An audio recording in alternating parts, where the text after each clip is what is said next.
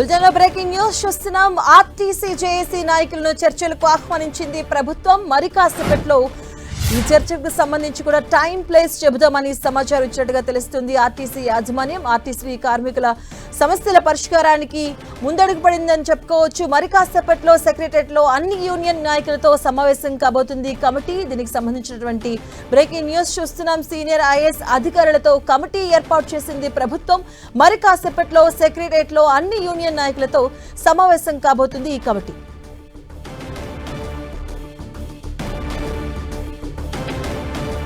ఇదే అంశానికి సంబంధించిన పూర్తి అప్డేట్స్ మా కరెస్పాండెంట్ కిరణ్ అందిస్తారు. కిరణ్,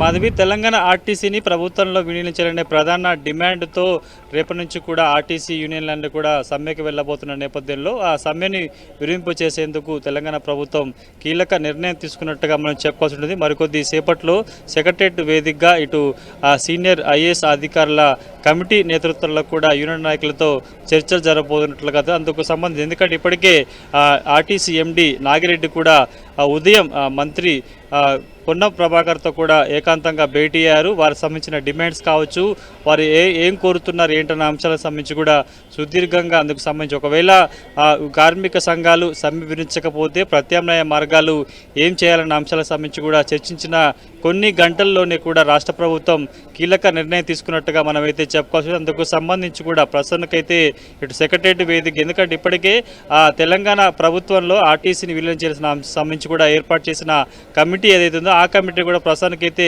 ఆర్టీసీ కార్మిక సంఘాల నాయకులతో కూడా సమావేశం కాబోతున్నట్టుగా మనం చెప్పుకోవచ్చు. ఎందుకంటే ఇప్పటికే వారం 10 రోజుల నుంచి కూడా ఆ సమ్మె సంబంధించిన సన్నాహక కార్యక్రమాలు కూడా ఆర్టీసీ చేసింది.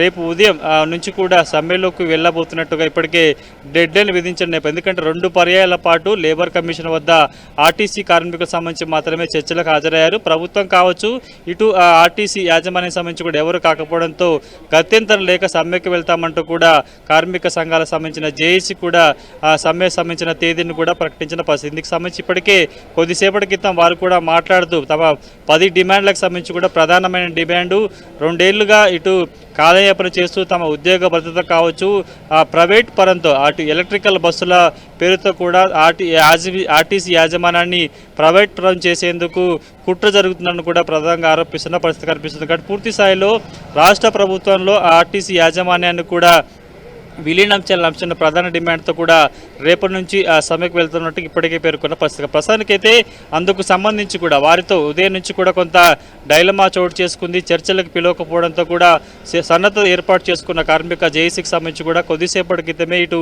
ఆర్టీసీ యాజమాన్య ఉన్నతాధికారుల నుంచి కూడా జేఏసీ నాయకులకు సంబంధించి కూడా ఒక పిలుపు వచ్చినట్టుగా తెలుస్తుంది. వారు ఎక్కడ చర్చ జరపాలని కూడా అందుకు సంబంధించిన టైం ప్లేస్ కూడా చెబుతున్నట్టు కూడా ప్రకటించిన పరిస్థితి కనిపిస్తుంది. కానీ అందుకు ముందే కొద్దిసేపటి క్రితం అందుకు సంబంధించి, ఎందుకంటే ఇప్పటికే తెలంగాణ ప్రభుత్వంలో ఆర్టీసీ విలీన అంశానికి సంబంధించి కూడా ఆ ఐఏఎస్ల కమిటీ ఉంది. కాబట్టి ఆ కమిటీ సంబంధించిన సభ్యులే ప్రస్తుతానికి జేఏసీ సమ్మెకు సంబంధించిన ఆర్టీసీ కార్మికుల జేఏసీ ఏదైతే ఉందో వారు కూడా ఆ కార్మిక సంఘాల నాయకులతో కూడా సమావేశం కాబోతుందని తెలుస్తుంది. కాబట్టి పూర్తి స్థాయిలో ప్రధానంగా ఎందుకంటే ఆర్టీసీని ప్రభుత్వంలో విలీనం చేయాల అంశాలకు సంబంధించి కూడా ప్రధానంగా డిమాండ్, కానీ ప్రభుత్వం ఇందుకు సంబంధించి ఇప్పటికే కసరత్తు కొనసాగుతుంది. కమిటీ కూడా అందుకు సంబంధించి ఎక్సర్సైజ్ చేస్తున్నట్టు కూడా పలుమార్లు మంత్రులతో పాటు పలువురు అధికారులు కూడా చెప్పిన నేపథ్యంలో ఆ డిమాండ్ మినహా మిగతా అన్నిటికి కూడా ప్రభుత్వం ఒప్పుకున్నట్టుగా ఇప్పటికే ప్రాథమిక సమాచారం నేపథ్యంలో ప్రస్తుతానికి ఈ కమిటీ సభ్యుల ముందు జేఏసీ నాయకులు ఎలాంటి అంశాలను లేవనెత్తారన్నది కూడా కొంత మనం చూడాల్సి ఉంటుంది. ప్రస్తుతానికైతే